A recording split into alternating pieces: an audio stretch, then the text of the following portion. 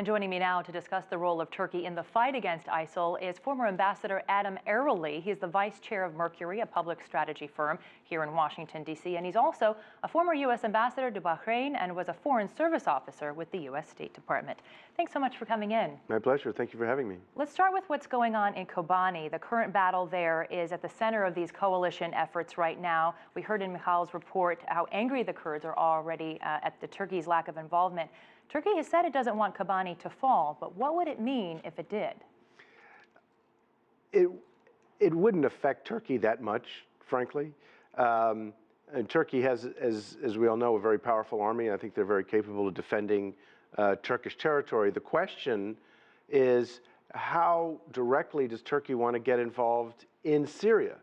And President Erdogan has made a very good point, which is it's one thing to intervene in Kobani to keep ISIL from taking over, but what's the bigger strategy? Because the problem in Syria is less the Islamic State than it is Bashar al-Assad, and what you plan with Bashar al-Assad. So I think what we're seeing is really a debate over the grand strategy towards Syria, which is still very vague. Well, we know the NATO Secretary General, who's brand new, he's in Turkey right now to talk to Turkish officials, including the president. Turkey, as you mentioned, is the second largest army in NATO. It's got a very large and substantial armed forces. What do you think NATO is hoping to get out of these meetings? I think NATO wants to do this on the cheap. What does that mean? It means have Turkey be the hammer, but not give access to the full NATO toolbox. Remember, NATO's an alliance of many nations. And for NATO to take action, those nations, there has to be consensus among the members of NATO. There isn't that consensus. So Turkey is saying, why do you want us to do it alone if we don't have NATO all the way behind us? Which again is a very logical question. And if I were the leader of Turkey, I wouldn't want to stick my neck out if I wasn't sure that the rest of the team was 100% behind me. And they don't have that assurance yet. Question is Jens Stoltenberg going to give it to him? He can't. Right, right. And so you don't think that they will actually engage with ground troops possibly until they have that reassurance? Yeah, I think they're going to want a little bit more clarity about the broader strategy towards Syria before they commit Turkish troops and sacrifice Turkish lives. Because remember, this is not, an easy problem set.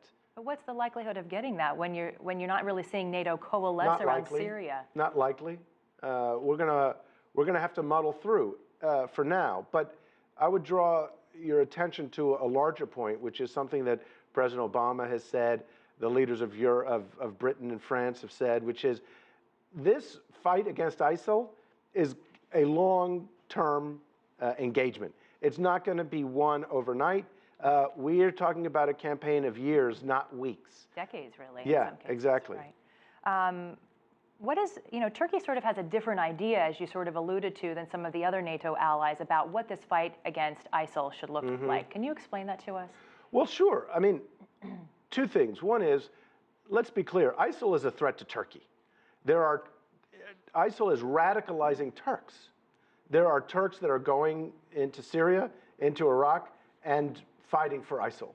And they are coming back to Turkey and blowing up bombs and provoking unrest in Turkey. So I don't think it's fair to say that Turkey is sort of washing its hands of ISIL, but they just want to make sure they do it right and don't create more problems than they solve. The other point to make, particularly with respect to Kobani is, and this is what complicates things, is that the Kurds in Kobani are PKK Kurds, i.e. Kurds that have been waging a war of secession and a war of terror against Turkey for a long time.